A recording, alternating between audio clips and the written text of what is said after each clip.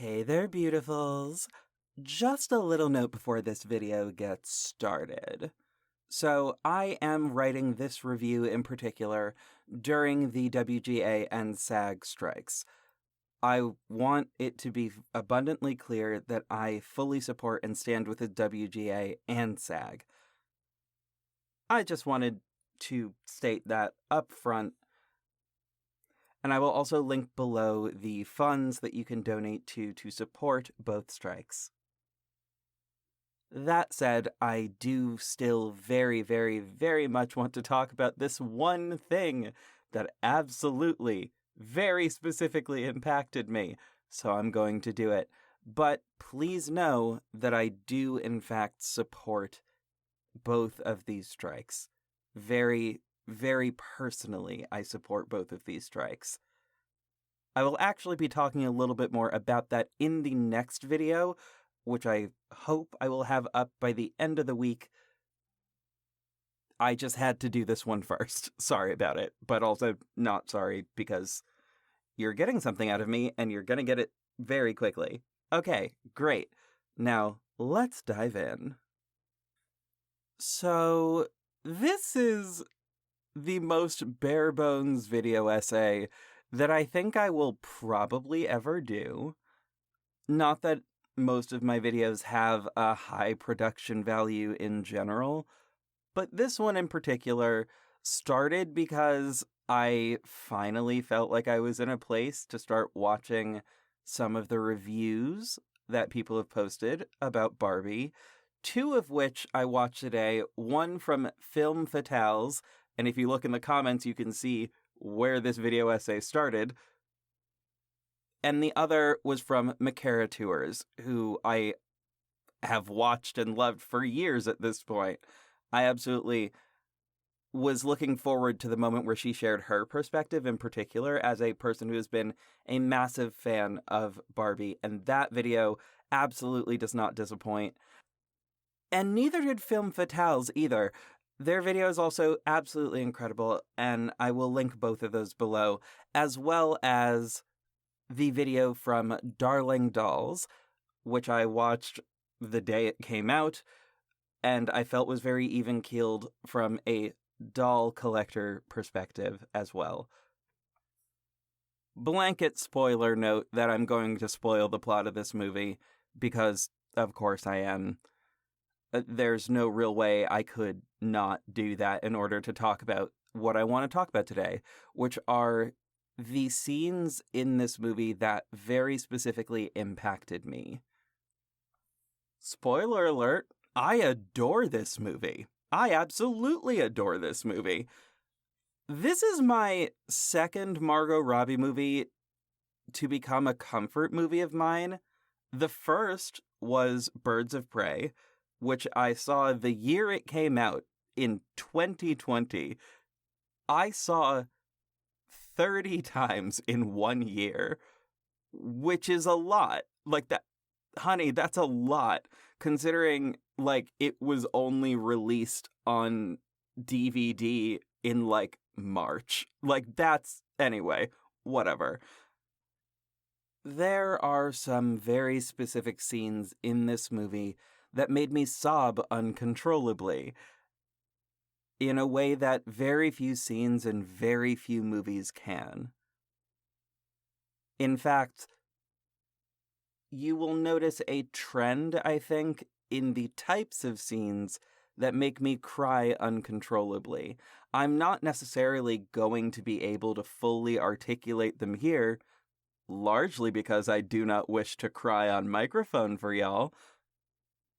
But let's just say, another one of the movies that made me cry uncontrollably throughout multiple scenes was Everything Everywhere All at Once.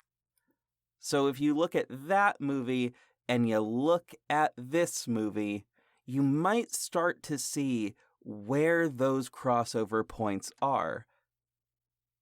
But even if you don't see it then, I'm about to lay it out for y'all, so let's sit back and let's outline some of these scenes for you. Okay, so The first sequence that I want to talk about is where Barbie is having a complete and total breakdown about not being perfect anymore. Yes, it's the scene where the narrator comes in and says that Margot Robbie is not the person to be delivering those lines, which is one of the best moments to have a narrator in a movie. And honestly, I need more narrators breaking the fourth wall. Like, I need more of that in cinema. It's giving me life. I love it. I love it a lot. Anyway. And in that scene, Gloria lays out how all of these expectations are so crippling. And obviously, I can't play the full clip here of that scene, but you know what I can do? Because I'm a voice actor, I can read through that entire monologue on my own. So you know what? I'm gonna fucking do it. Let's go. So, this is what Gloria says in Barbie 2023. It is literally impossible to be a woman. You are so beautiful and so smart, and it kills me that you don't think you're good enough. Like, we have to be extraordinary, but somehow we're always doing it wrong. We have to be thin, but not too thin. And you can never say you want to be thin. You have to say you want to be healthy, but you also have to be thin. You have to have money, but you can't ask for money because that's crass. You have to be a boss, but you can't be mean. You have to lead, but you can't squash other people's ideas. You're supposed to love being a mother, but don't talk about your kids all the damn time. You have to be a career woman, but also always be looking out for other people. You have to answer for men's bad behavior, which is insane, but if you point that out, you're accused of complaining. You're supposed to stay pretty for men, but not so pretty that you tempt them too much, or that you threaten other women because you're supposed to be part of the Sisterhood. But always stand out and always be grateful. But never forget that the system is rigged, so find a way to acknowledge that, but also always be grateful. You have to never get old, never be rude, never show off, never be selfish, never fall down, never fail, never show fear, never get out of line. It's too hard. It's too contradictory, and nobody gives you a medal or says thank you. And it turns out, in fact, that not only are you doing everything wrong, but also everything is your fault. I'm just so tired of watching myself and every single other woman tie herself in knots so that people will like us. And if all of that is also true for a doll just representing women, then I don't even know. And scene. So this scene has become a little bit divisive, in that I think this, for some people, has been a really meaningful scene. Like, for example, for me, which I'll get to in a second. But for other people, this has been kind of a little bit too on the nose, which I think is a perfectly fair and valid understanding of all of that scene. Absolutely. Totally. Of course, y'all, I can only speak for myself and my own experience of living in the body that I live in the world that I live in the communities that I live in, and the communities I reside in. And because of that, I can't speak to the experience of a cis woman, which is why I am responding a little bit to the two videos that I mentioned earlier at the very beginning of this video. Based on what I saw from Film Fatale's video, I wanted to sort of add this little bit of commentary to it. Just a small little teeny little bit of something. So, I am a trans woman. I am a Black trans woman. And I am also a person on the autism spectrum. That is a more recent diagnosis for me. I was diagnosed last month. That said, it is not necessarily surprising to me for a lot of different reasons. I've sort of had this suspicion throughout most of my life, and also I had an active moment wherein I said the words, "It does feel like I am constantly trying to figure out what the script is that I'm supposed to be reading, and everyone else is already off book." In fact, one of my recurring nightmares, and yes, I am off topic at the moment, but this video is going to be short if I don't go off topic, so here we go. But one of my recurring nightmares is me being on stage, and I am apparently at a British improv show, and all of these fancy, wonderful British actors are performing a bit, and I am supposed to contribute to this bit, but I have to improv all of my lines, and they already know what's supposed to happen in the scene, and I have no idea. That is a literal recurring nightmare for me. And if that sounds like a recurring nightmare that you have had, perchance consider reaching out to a testing facility, because you also might be on the spectrum. Yay! Also, I will link a video below about the sort of politics of self-identifying and actually receiving testing. In terms of where I fall on it, do whatever you've got to do. Healthcare is honestly bullshit in this country, and it can be really difficult to receive the care that you need. I'll be honest, I asked for this, and I was able, miraculously, due to insurance and other things, to be able to get it, like, pretty quickly. But also, the testing that you receive is pretty rigorous and doesn't just cover one thing.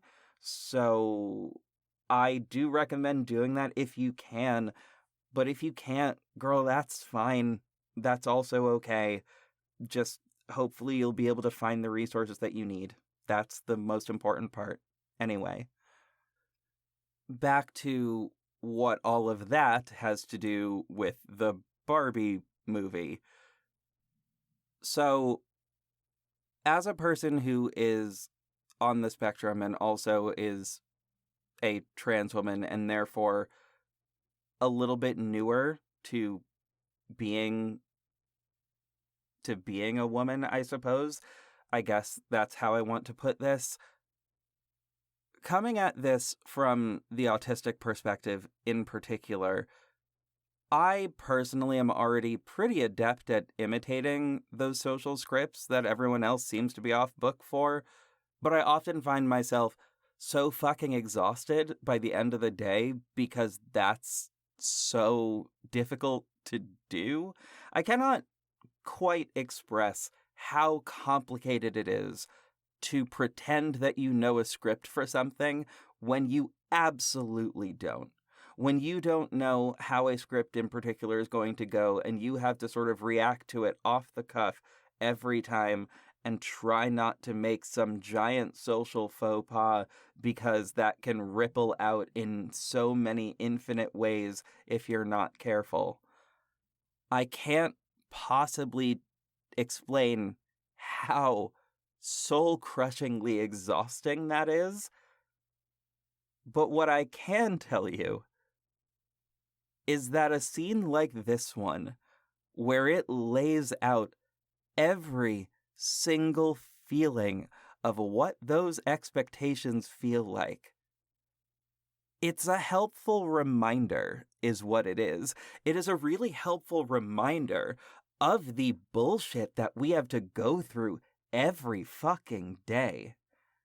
And yeah, sure, I don't have the issues that go along with, like, being a mother, for example, that are mentioned in that script. But that doesn't mean I haven't faced other similar types of situations and other similar types of issues. Basically, what I'm saying is that particular issue might not affect me, but I have certain things that I can put at that same level in that spot, and have it still make perfect fucking sense for me as a person. That scene to me speaks to how patriarchy in particular affects literally every single one of us.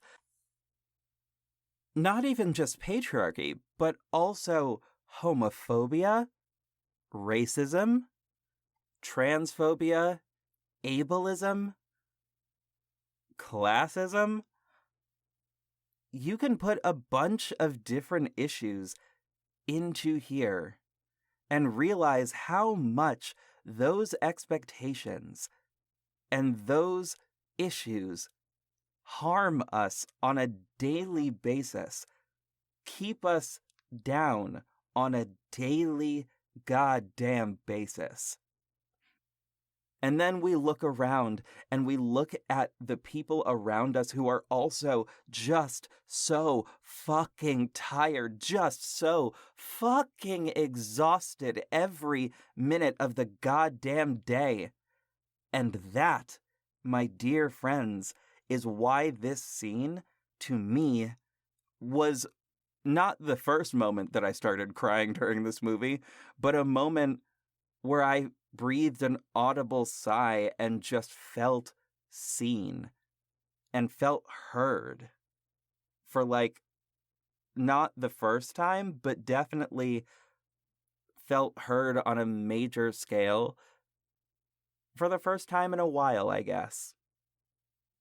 So on its face, that scene might seem a little bit, passé to some people, because for some people, this is a thing that you have been hearing your entire life. You have been hearing about how patriarchy affects you every single day. You've already heard that lesson. You've already managed to internalize that lesson. And maybe you didn't want this reminder when you were looking at Barbie and in this fictional plastic Barbie land. Maybe you didn't want that this time. But I still think it's a helpful reminder that trying to be perfect all of the time is stressful. It hurts. And the thing that, to me, represents true sisterhood is not requiring that from each other, is requiring us to be people, but not to be perfect every minute of the day. I would venture to say that if you are a cis woman from either Generation Y, which is millennials, that's my generation, hi, or Gen Z, this message wasn't going to be new for you. This was going to be one that you sort of knew about already. Not everyone, but for the vast majority of us, particularly if we have social media and spend time on social media, this is probably something that you had heard of before, that you've grown up with to some extent. And honestly, I absolutely love that for you. I love that for us. And not to use a Christopher Nolan reference here, because I do have some strong opinions about Barbenheimer and how I feel like Barbie's marketing, I feel like Oppenheimer kind of benefited from Barbie's marketing in that they didn't do much of any marketing at all. And I feel like we gave them a lot of money because of a meme, and I don't know that we should have done that. But that also is because I don't really like Christopher Nolan that much. But anyway, not to reference one of his movies, but the situation is kind of giving, I've only recently adopted the darkness, but you were born into it. I do mean this lovingly. The darkness of that being sexism and patriarchy. I think this scene serves as a reminder for folks who may be new to adult womanhood, how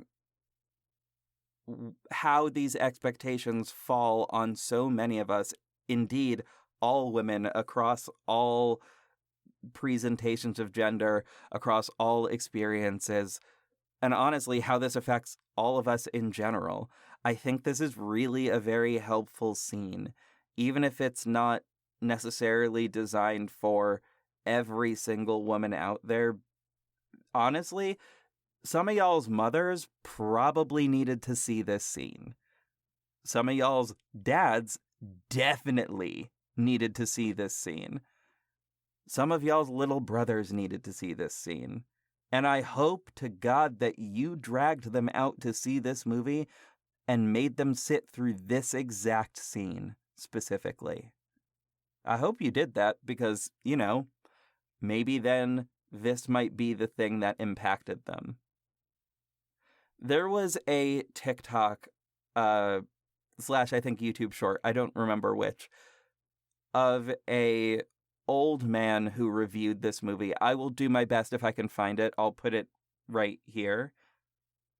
If not, I will find it and link it below, where this old man reviewed this movie and said that this was one of the most impactful movies that he had ever seen.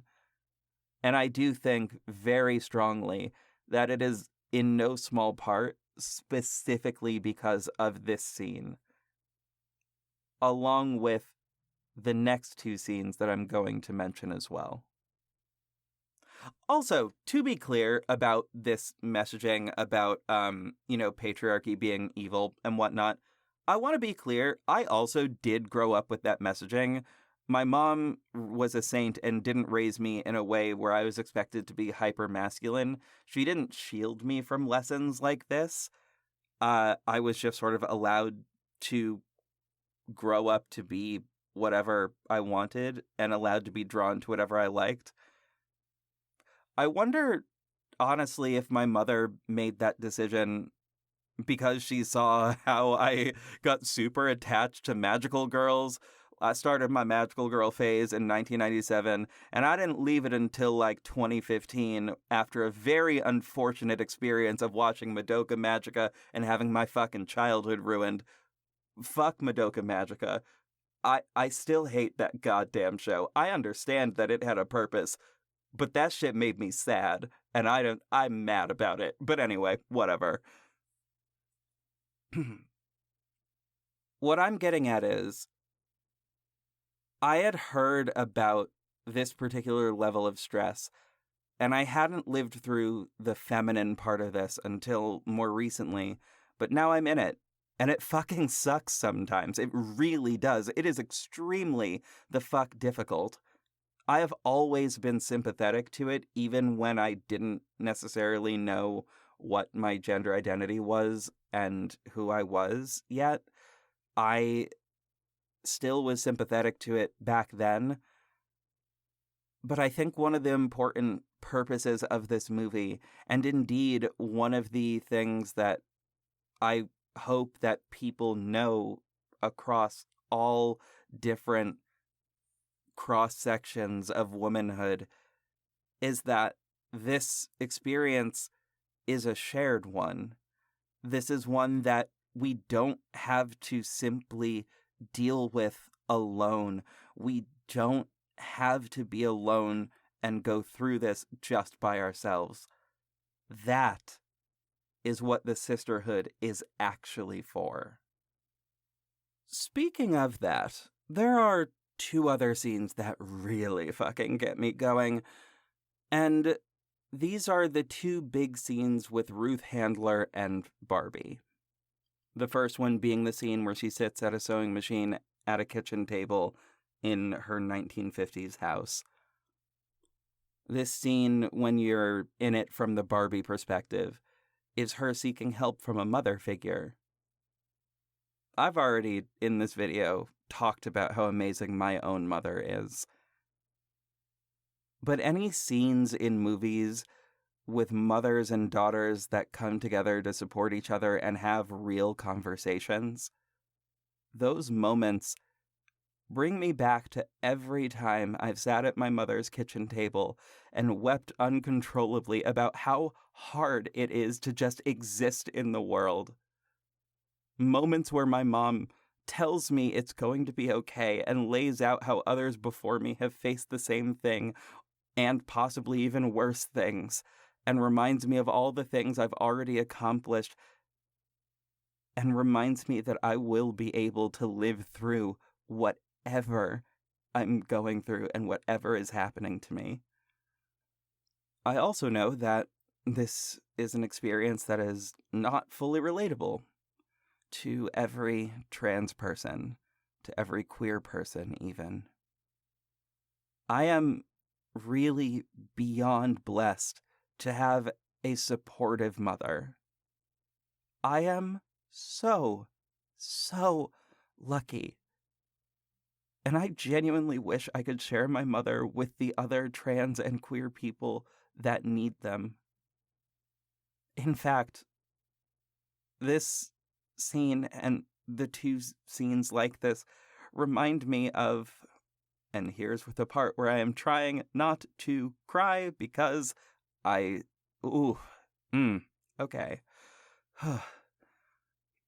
These scenes remind me of those amazing women, the amazing moms who go to Pride every single year to offer those big supportive mom hugs to anyone who needs them. These amazing women who go out of their way every single year to make sure that the folks who need it most have someone to hold them tightly and let them know that everything's going to be okay. I wonder if these women, if these beautiful moms, know how much of a powerful act of love this is. It is an act of love powerful enough to literally save lives.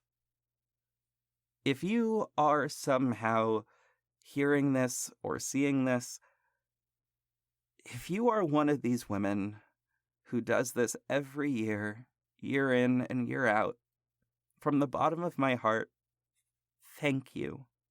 Y'all deserve a Nobel Peace Prize. And please don't stop.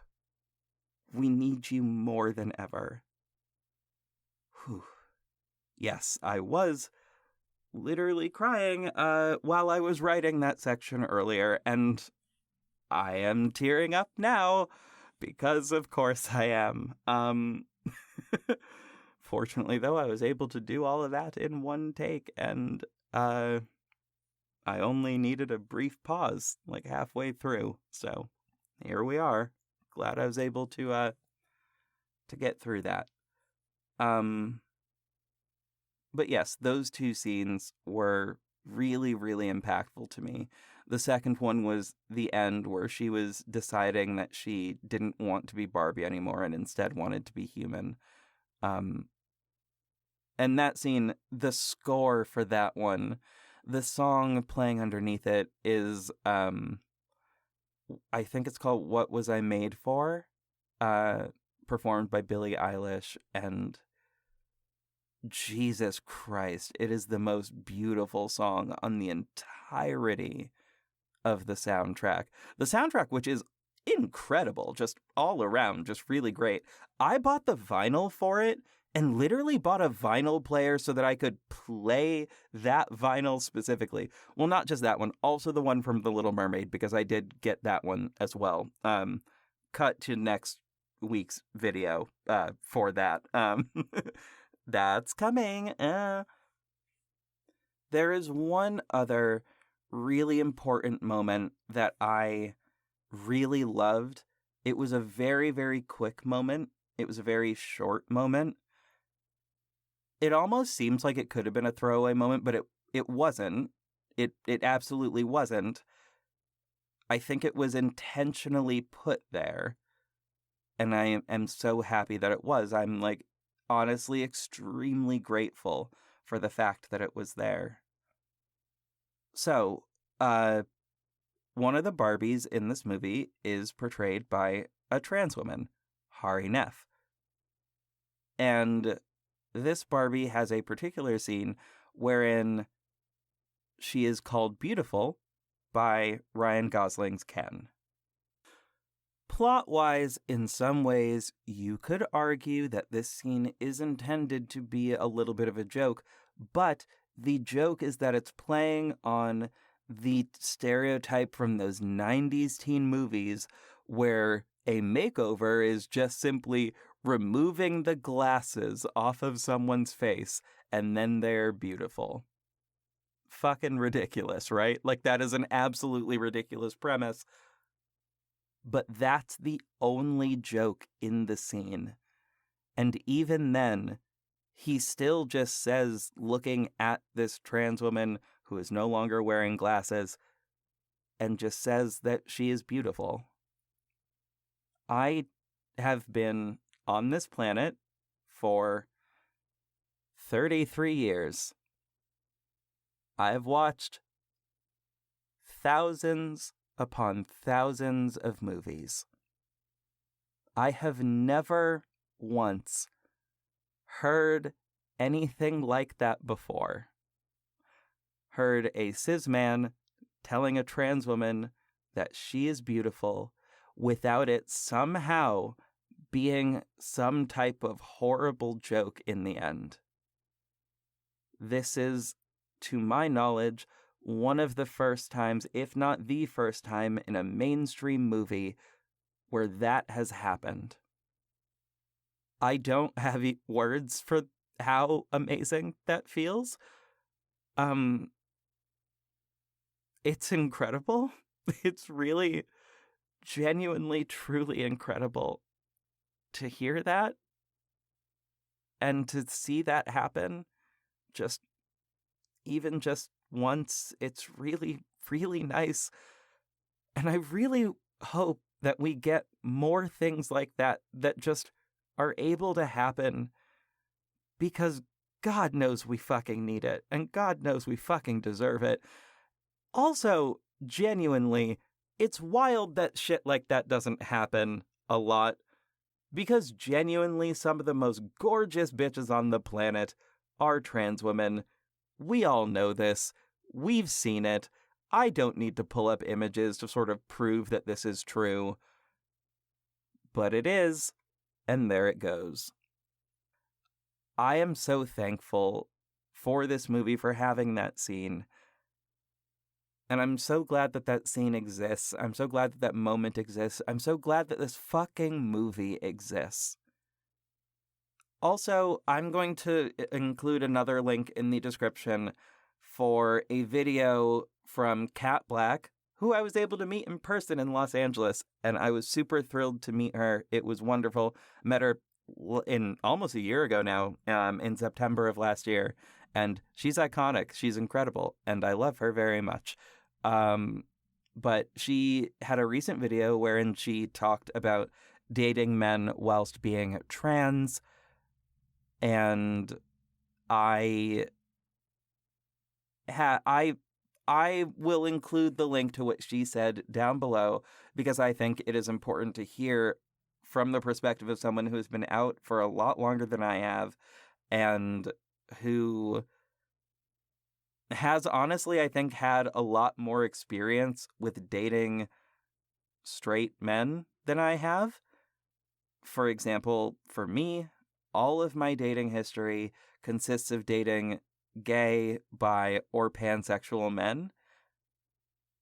I, quite frankly, prefer that, because there's a weird bit of drama that comes from dealing with straight cis men and how they treat their trans femme partners. And I do think a lot of that does come down to how the media portrays relationships like that. I think it is extremely important that we have scenes in movies like this one, and hopefully that we get more of them, because we deserve more of them, and because I truly think that that's how change is going to start to happen. Anyway, my takeaways from this lovely video, which I'm now thinking I'm just going to upload as a podcast on YouTube. I think there are going to just be some videos that are a little bit looser in structure, and they're going to just go up with minimal editing.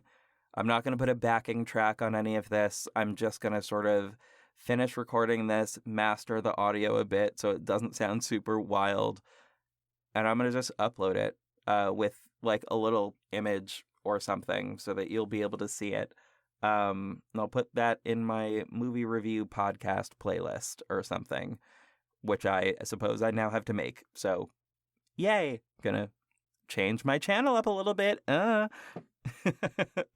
Anyway, my takeaways from this movie is that Barbie 2023 is my top film of the year. My second top movie of the year is The Little Mermaid 2023. That's just where we're at, y'all. I don't think anything is going to top the experiences of watching both of those movies.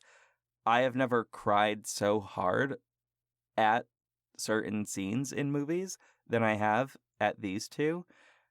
But you know what? That still leaves slot number 3. And I cannot wait to see what movie fills up slot number 3. Anyway, dear ones, thank you guys so much for listening. Please subscribe. I have a Patreon. All of that will be linked below. You know the drill with all of that stuff. If you like the video, leave a like, comment. Hopefully y'all subscribe. And please check out the links that I've put in the description for the other videos that I've recommended. These are creators that I think are wonderful and amazing and very good at what they do. Also, please check the notes below to support the SAG and WGA strikes. And remember that this is a film from one of those companies that have the bad contracts, but it's more apparently about struck movies specifically. I don't recall if this is a struck movie necessarily. I don't know if it was or not. I think it might have been. I don't know. But my main point is, you can always wait until the strike is over and see this movie. I just really wanted to talk about this movie because of the other reviews that I've already seen coming out, all of which I have, again, linked below.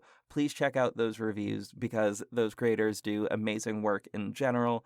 I love them very, very much. I love the stuff that they do a lot. I don't know most of them specifically in person, so whatever, you get my drift.